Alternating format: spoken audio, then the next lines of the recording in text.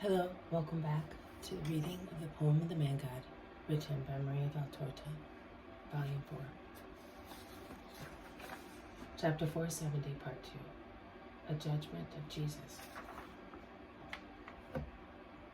Master, these men wish to speak to you, he says, attracting the attention of Jesus, who is speaking to Peter and his cousin Judas. Scribes, I told you, exclaims Peter, already upset.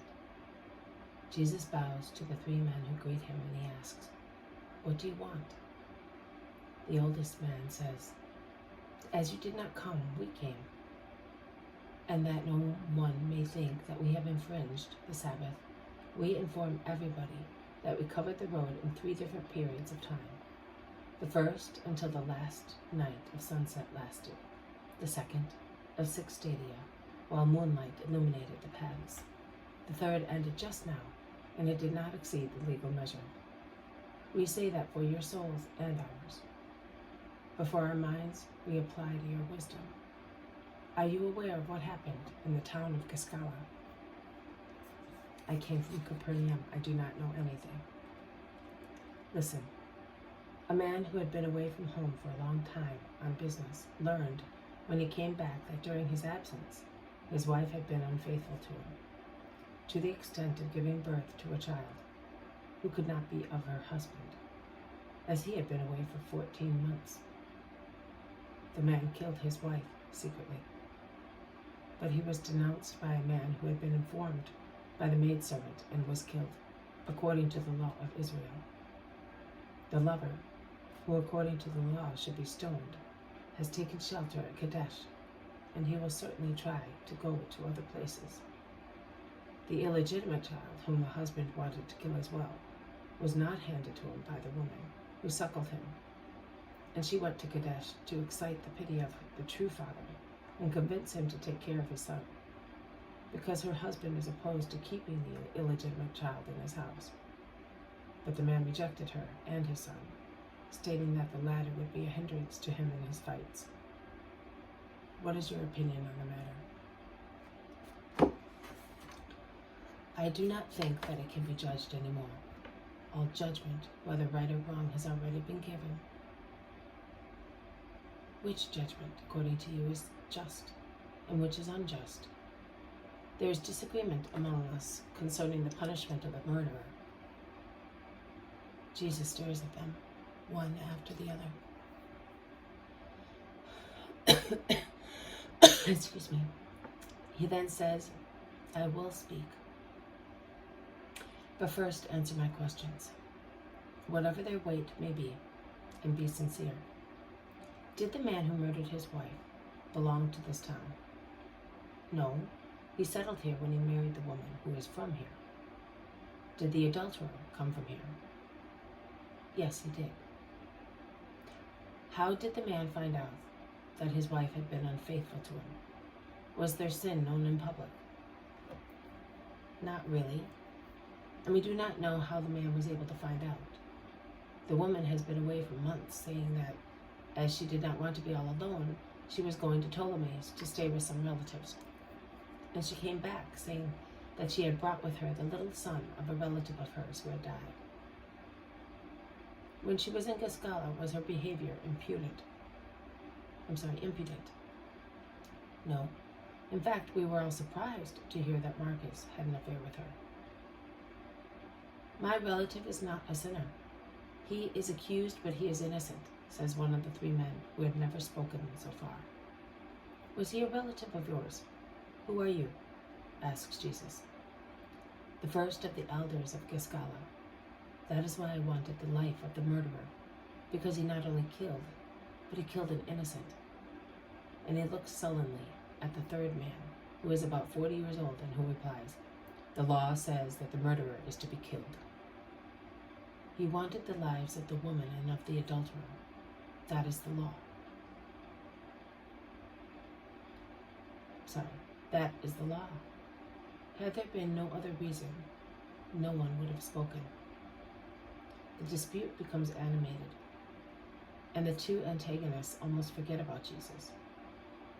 But the one who was the first to speak, the oldest man, imposes silence, saying impartially, "It is not possible to deny that a homicide has been committed. Neither can one deny that there has been a fault. The woman confessed it to her husband. But let the master speak. I say, how did the husband find out? You have not answered my question."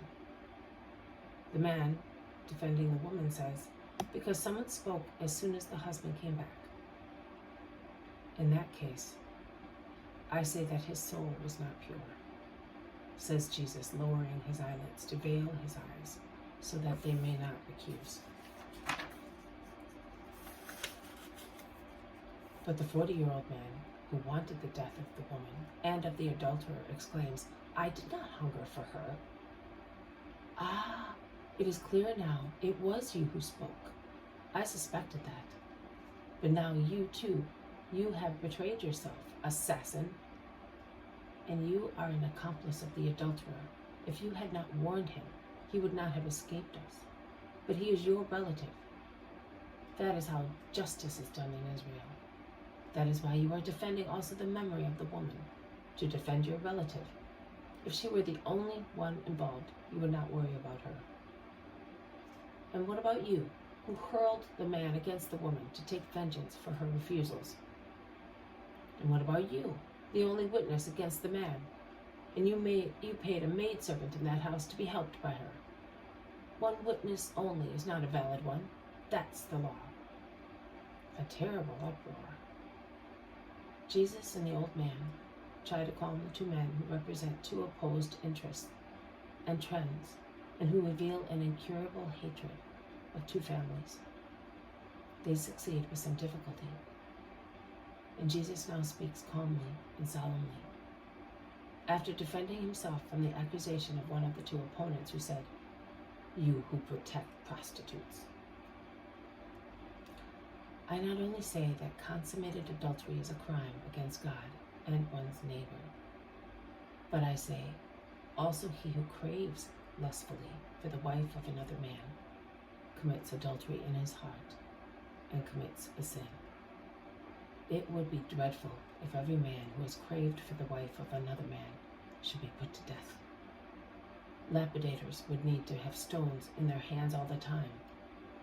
But if the sin often remains unpunished on the earth, it will be expiated in the next life. Because the Most High said, "You shall not commit adultery, and you shall not covet your neighbor's wife." And God's word is to be obeyed. But I also say, woe betide him who is the cause of scandal, and him who informs against his neighbor. In this case, everybody is guilty. The husband, was it really necessary for him to leave his wife for such a long time? Did he always treat her with the love that conquers the heart of a companion? Did he examine himself to ascertain whether the woman had not been offended by him before he was offended by her? The law of retaliation says, an eye for an eye, a tooth for a tooth. But if it says so to exact amends, are these to be given by one only? I am not defending the adulteress, but I say, how many times could she have accused her husband of that sin? The people whisper, "It is true, it is true." And also the old man from Giscala and Gamaliel's disciple agree. Jesus goes on, I say, why did he who caused such a tragedy out of revenge not fear God?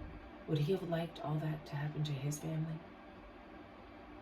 I say, the man who ran away, and who after enjoying himself and causing ruin, now disowns also the innocent child. Does he think that by fleeing he will escape the eternal avenger? That is what I say.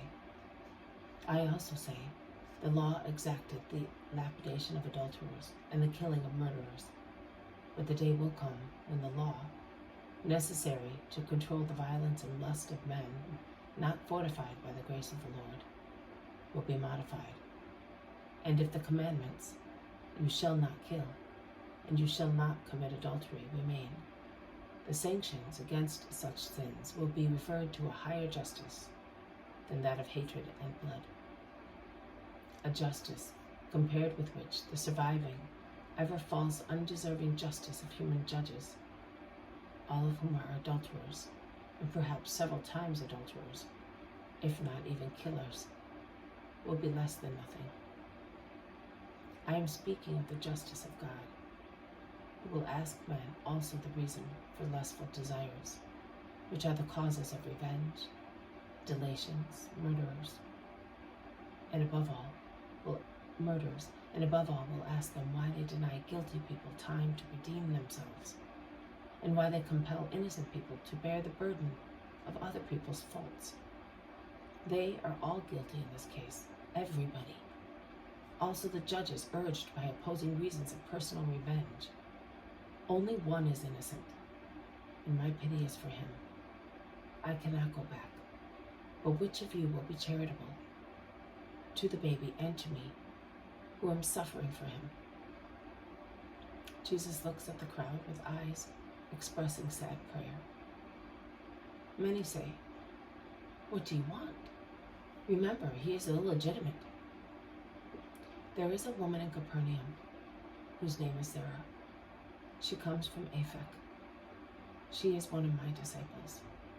Take the child to her and say, "Jesus of Nazareth entrusts him to you.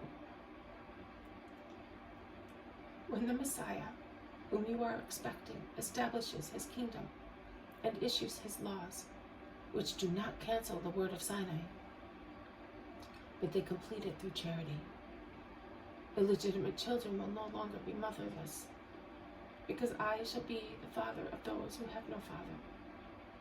And I will say to my believers, love them for my sake."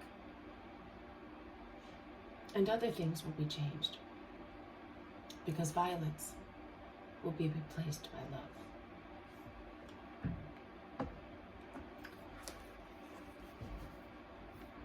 This has been a reading from the poem of the Man God, written by Maria Valtorta, Volume 4. Chapter 470, Part 2, A Judgment of Jesus. Thank you for listening. I will see you tomorrow. May God bless you, and may peace be with you.